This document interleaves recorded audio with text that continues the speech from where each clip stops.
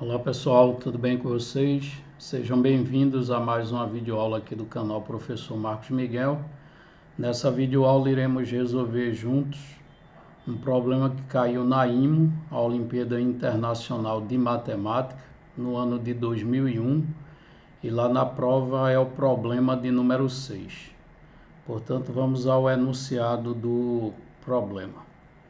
O enunciado diz o seguinte: sejam A maior que B, maior que C, maior que D, inteiros positivos, e suponha que AC mais BD seja igual a B mais D mais A menos C, multiplicado por B mais D menos A mais C. Prove que AB mais CD não é primo.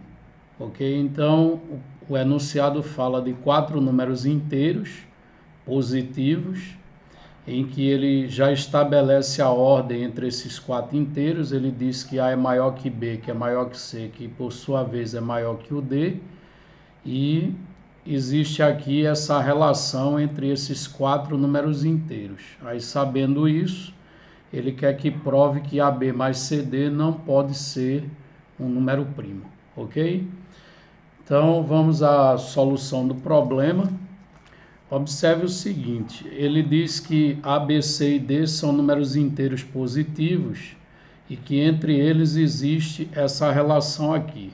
Observe que se a gente trabalha com essa relação que existe entre esses 4 números inteiros, isto é, com a relação AC mais BD igual a B mais D mais A menos C, isso multiplicado por B mais D menos A mais C.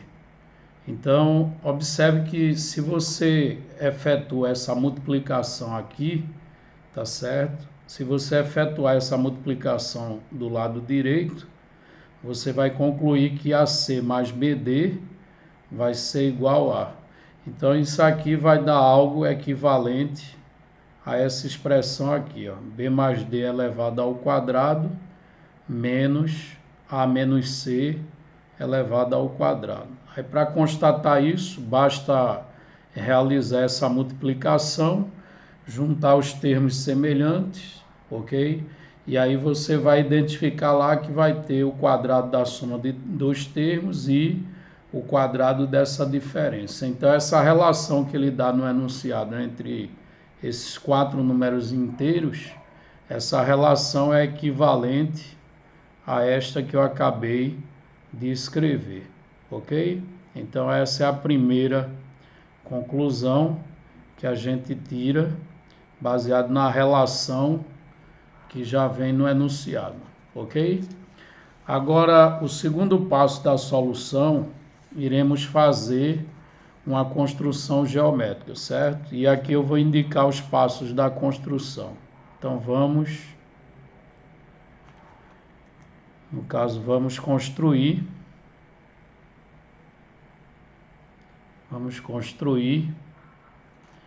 o quadrilátero. Vamos construir o quadrilátero. Esse quadrilátero eu vou chamá-lo de ABCD. Só que aí eu vou construí-lo de tal forma que, então, o quadrilátero ABCD tal que o lado AB seja igual a A, ok? O lado BC seja igual a C, o lado CD seja igual a B, e por fim o lado DA, né? O lado DA ele seja igual a Dzinho, ok? Então, o que sugere a construção de um quadrilátero aqui é porque o primeiro membro dessa relação aqui lembra muito, né? Lembra muito o teorema de Ptolomeu para quadriláteros inscritíveis, né? Então, vamos fazer a construção desse quadrilátero deste modo, certo? E além disso, eu vou considerar também que a diagonal AC desse quadrilátero tem por medida o valor raiz quadrada de A ao quadrado menos AC mais C ao quadrado. Raiz quadrada disso. E que, por sua vez, eu vou assumir também que essa raiz ela é igual a raiz quadrada de B2 mais BD mais D ao quadrado, ok? Então, a medida da diagonal AC ela pode ser escrita de dois modos, ou em termos dessa raiz quadrada ou dessa. Então, vamos efetuar a construção deste quadrilátero. Então, veja, é um quadrilátero ABCD. Então, vamos efetuar a construção aqui nessa posição. Ele fala, além dele dizer as medidas dos lados, né, ele fala sobre uma das diagonais. Então, observe aqui que se eu chamo esse vértice aqui de A, aqui em cima eu posso chamar de B, aqui de C e aqui de D. Então, pelas considerações que eu fiz para a construção, a medida do lado AB é igual a medida do lado BC é igual a C, CD está sendo B, né? E AD está sendo igual a D. E essa diagonal AC aqui, né, eu construí de tal maneira que ela medisse raiz quadrada de A ao quadrado menos AC mais C ao quadrado, ou então raiz quadrada de B2 mais BD mais D elevado ao quadrado, ok? Então, tanto faz a medida da diagonal AC ser um radical ou outro, isso está valendo por construção, ok? Bom, agora vamos tentar, baseado nessa construção que eu acabei de realizar, vamos tentar calcular a medida desses ângulos B e D. Aí, para isso, basta aplicar a lei dos cossenos no triângulo ABC e no triângulo ADC, ok? Então, se eu aplicar a lei dos cossenos no triângulo ABC, o que é que a gente vai ter, né? Então, escrevendo esse passo aqui, aplicando a lei dos cossenos no triângulo ABC. Inicialmente vamos aplicar no triângulo ABC. Então, vamos ter o seguinte. Se eu aplico a lei dos cossenos no triângulo ABC, vamos ter que... Então, indo para uma nova tela aqui, observe o seguinte. Se eu aplico a lei dos cossenos lá no triângulo ABC, observe que a diagonal AC, ela é o lado oposto ao ângulo, né? Que eu estou querendo descobrir. Então, vai ficar o lado oposto ao ângulo ao quadrado, igual ao lado AB ao quadrado, mais... No caso, o B está lá em cima, né? Então, AC ao quadrado é igual a B ao quadrado mais BC ao quadrado, menos 2 vezes AB vezes BC, multiplicado pelo cosseno do ângulo entre eles, que seria o ângulo ABC. E o ângulo ABC eu estou tentando determiná-lo, ok? Aí vejam que nesse triângulo ABC é melhor que use como medida da diagonal a raiz de A2 menos AC mais C2. Então, a raiz quadrada dessa expressão é a medida da diagonal AC, que ao quadrado, né, vai ser igual a AB, que é A, mais BC, que é C, BC ao quadrado, fica C ao quadrado, menos 2AC, multiplicado pelo cosseno do ângulo de medida ABC, ok? Então, quando eu tirar esse radical aqui, observe que o A2 e o C2 eles vão cancelar, e como A e C são números positivos, AC não vai ser zero. Então a gente pode dividir, e aí simplificando essa igualdade, nós vamos concluir que o cosseno do ângulo ABC ele é igual a meio. Ok? Aí o cosseno do ângulo ABC sendo meio, isso implica que a medida do ângulo ABC vai ser igual a 60 graus. Mas aí um outro ângulo que eu preciso achar lá naquela figura, naquele quadrilátero que eu construí, se você voltar ao vídeo, vai ser o ângulo ADC. Ok? Aí para que eu ache o ângulo ADC, nós vamos aplicar agora a lei dos cossenos. Então, aplicando a lei dos cossenos, agora eu vou aplicar a lei dos cossenos no triângulo. No caso, o triângulo de baixo, né? Se você voltar ao vídeo para ver a figura, vai ser o triângulo ADC.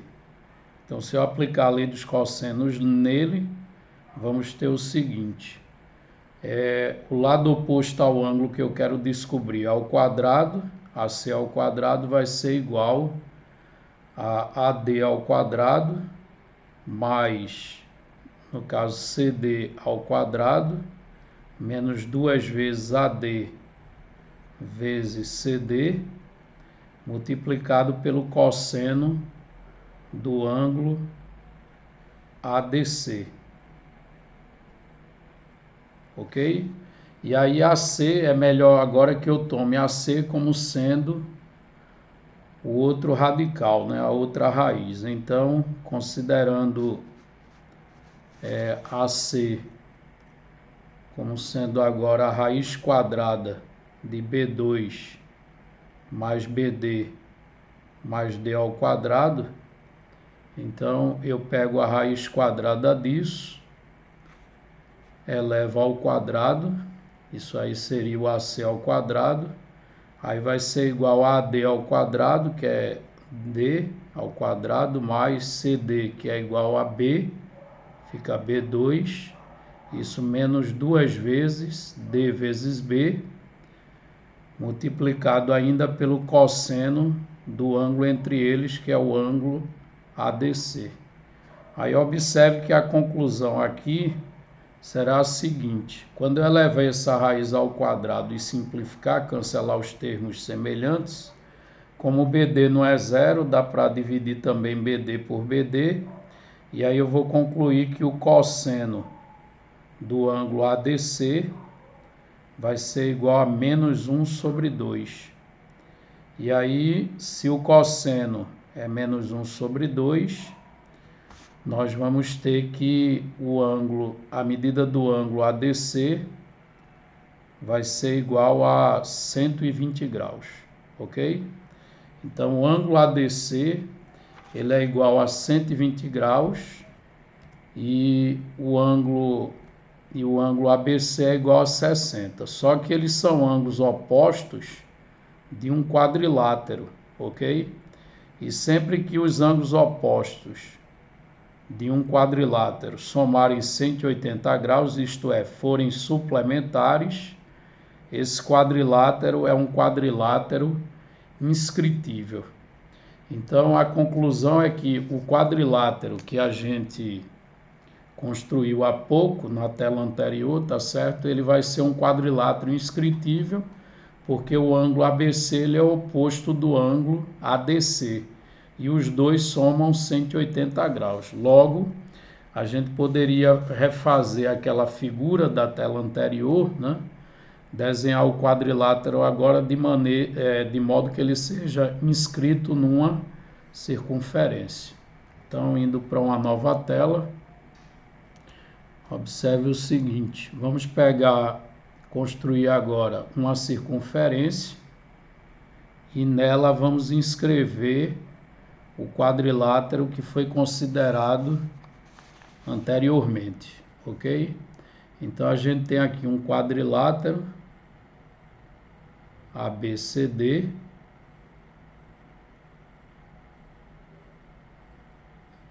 e aí a gente concluiu que ele é um quadrilátero inscritível, já que os ângulos opostos, dois ângulos opostos dele somam 180 graus.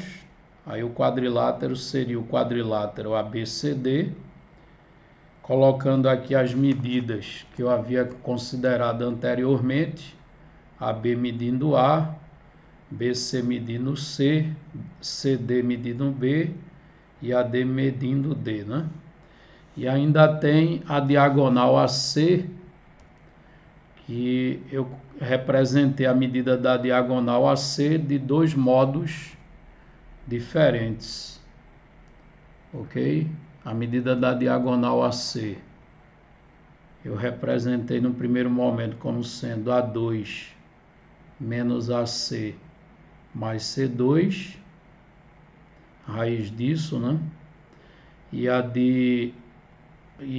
também pela expressão raiz de B2 mais BD mais D2. Então, eu representei a medida da diagonal AC por essas duas expressões. Ok?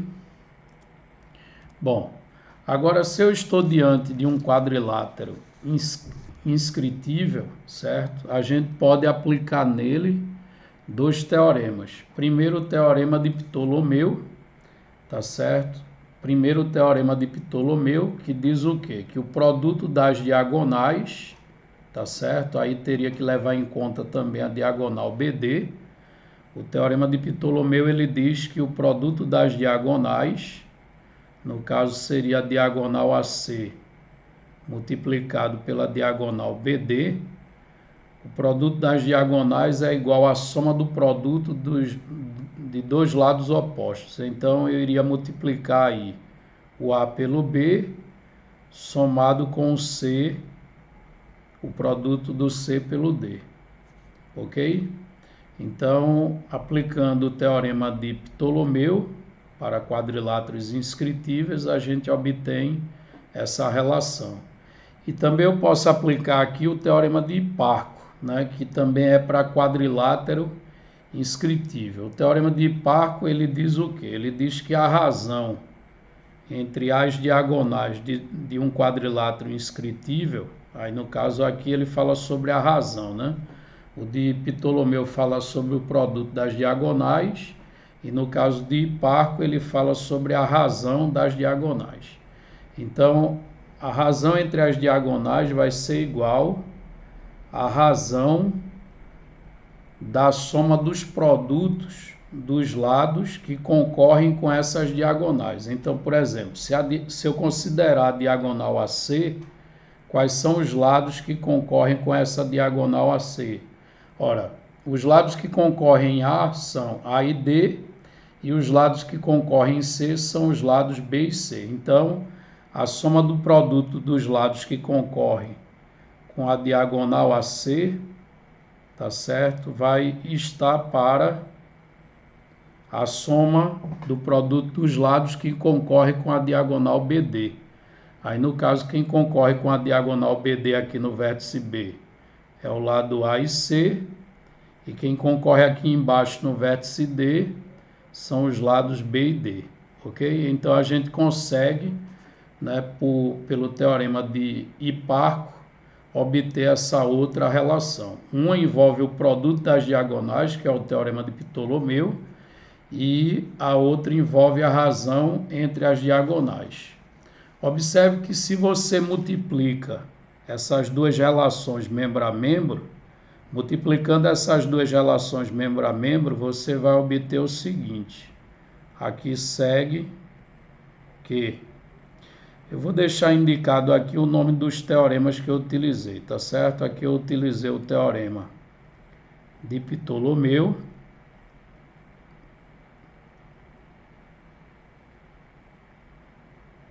Aqui eu utilizei o teorema de Ptolomeu, tá certo? E aqui embaixo eu utilizei o teorema de Hiparco. Esses teoremas são muito utilizados em problemas que envolvem quadriláteros inscritíveis.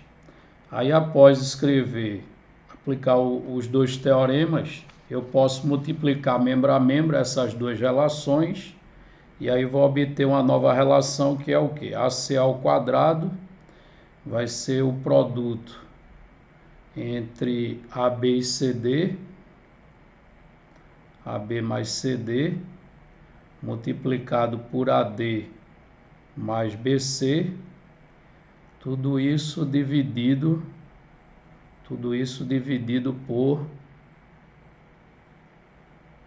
no caso aqui, AC mais BD, ok? E detalhe, a AC, observe que AC é raiz quadrada de números inteiros, né? Então, AC ao quadrado vai ser um número inteiro. Então, essa expressão aqui, ela representa um número inteiro. E aí, não esqueça que no enunciado, a gente quer provar que AB mais CD, que é algo que aparece aqui, ó. A gente quer provar que AB mais CD não pode ser primo, certo? Então, nesse caso, vamos suponha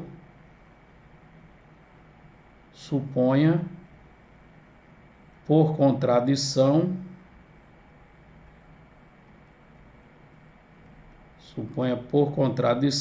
que a expressão AB mais CD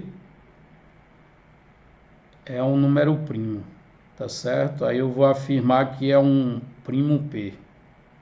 Lembre que o enunciado quer que prove que não pode ser primo. Aí eu estou supondo por contradição que é um número primo P, ok?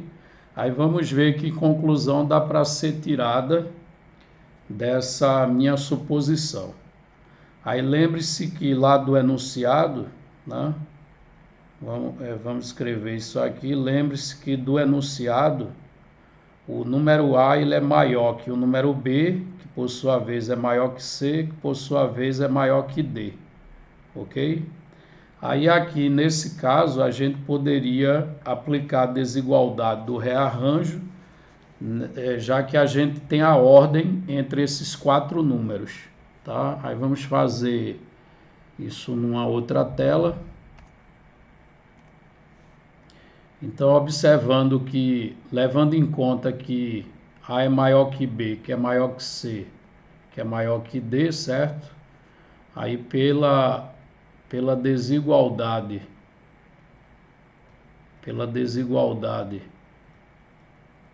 do rearranjo, que se você não conhece, né, não precisa ficar tão preocupado, né, porque brevemente eu farei um vídeo falando sobre essa desigualdade.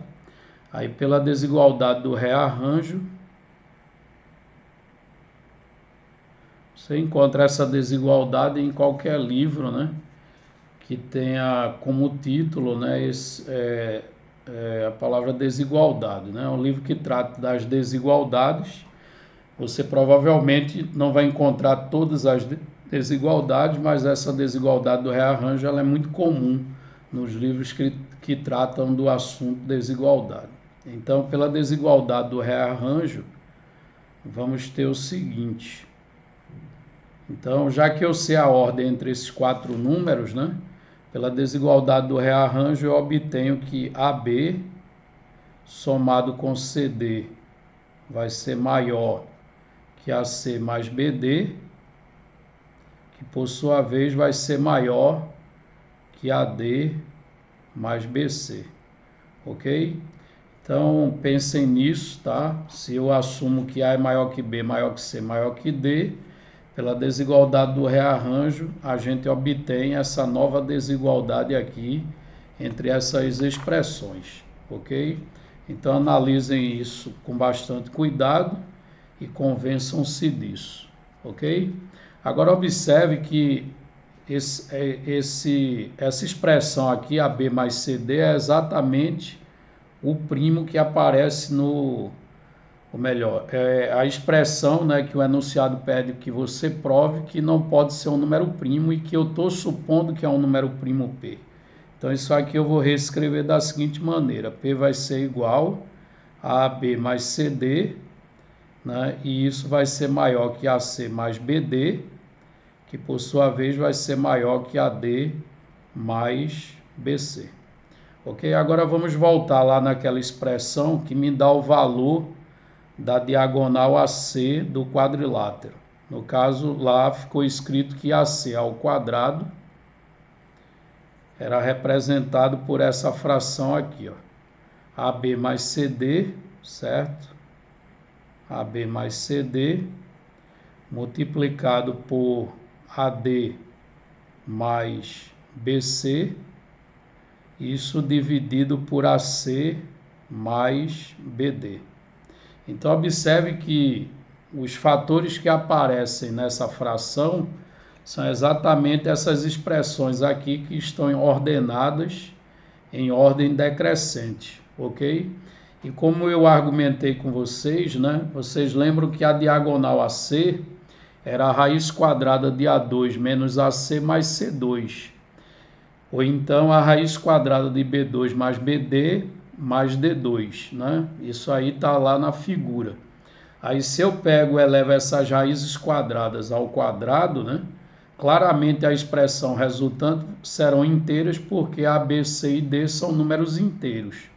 Aí, consequentemente, AC ao quadrado sendo inteiro, tá certo? Essa fração aqui ela deve representar um inteiro positivo. Então isso aqui é igual, tá certo? Vou tirar esse E aqui. Essa fração ela é igual a um inteiro, ela vai ter que ser igual a um inteiro positivo. Ok? Bom, aí vamos supor o seguinte aqui. A gente já fez AB mais CD igual ao primo P, tá certo? Agora eu vou fazer AD mais BC. Então, deixa eu anotar isso aqui, fazendo AD mais BC igual a Q e AC mais BD, que é o denominador, eu vou chamar isso de R, ok?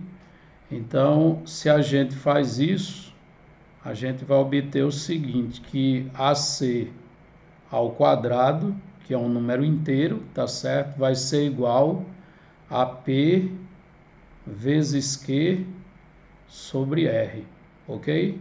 Isso aqui era P, desde a minha suposição lá que é um número primo, certo? Isso aqui eu chamei de Q e o denominador de R. Portanto, AC ao quadrado vai ser igual a essa fração e que, por sua vez, é um número inteiro positivo. Ora, pessoal, será que é possível, né? Essa fração que aparece aqui ser de fato um número inteiro? Porque, veja, ela tem que representar um inteiro positivo e, além disso, né, o P ele é maior que o R. Observe que a expressão do denominador eu chamei de R, né? Aqui é o P, ó, aqui é R e aqui seria Q. Então, eu obtenho essa desigualdade, P maior que R, maior que Q.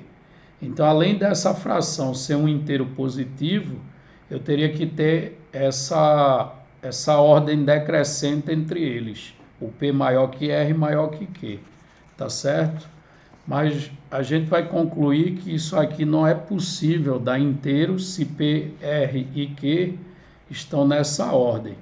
Ok? Porque observe que P vezes Q sobre R é igual a AC ao quadrado. Eu já comentei com vocês que AC ao quadrado será um número inteiro, tá certo?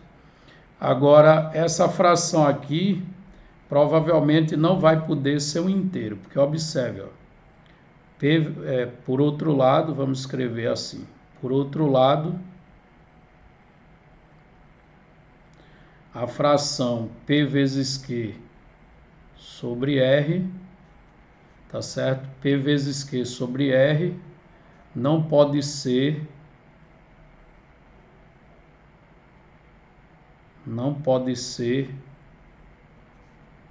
inteiro para, aí tem que ser dentro das condições, né? Para P', certo? Para P' e supondo aquela ordem entre eles, P maior que R maior que Q, tá certo?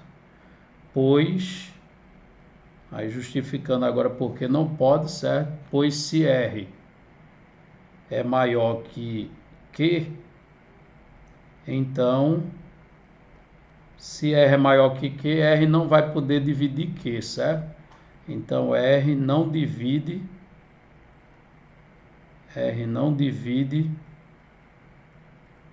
Q, ok? Se R é maior que Q, tá certo? Se R é maior que Q, então R não pode dividir o Q. Logo, deixa eu ver aqui o argumento, se R é maior que Q, então R não pode dividir Q, certo? E aí R, nesse caso, vamos botar da seguinte maneira, assim, que vamos botar ponto, né? Então, assim, R deve dividir P,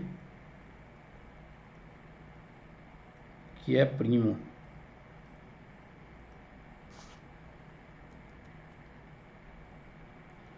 Ora, mas se R deve dividir P, que é primo, certo? O que é que a gente conclui disso? Que R vai ser igual a P, ok? R vai ser esse próprio primo. O que é impossível, né? O que é impossível. Nesse caso é impossível por quê? Porque foi dito antes, que o R, o P é maior que o R, né? Aí chegamos a uma contradição, tá certo? Então essa fração não podendo ser um número inteiro, ela não pode dar o valor da diagonal AC ao quadrado. Então, a nossa conclusão, vamos para uma nova tela aqui, certo? Então, portanto, aquela expressãozinha lá do enunciado, tá certo? Não pode ser um número primo. Então, portanto, P igual a AB mais CD, tá certo? Não pode ser um número primo. Que é isso que o enunciado pedia, certo? Para mostrar que a expressão AB mais CD não pode ser um número primo. Ok, pessoal? E aí chegamos ao final da solução do problema, certo? Então, se você gostou do problema, tá? Deixe o seu like, inscreva-se no canal e até a nossa próxima videoaula.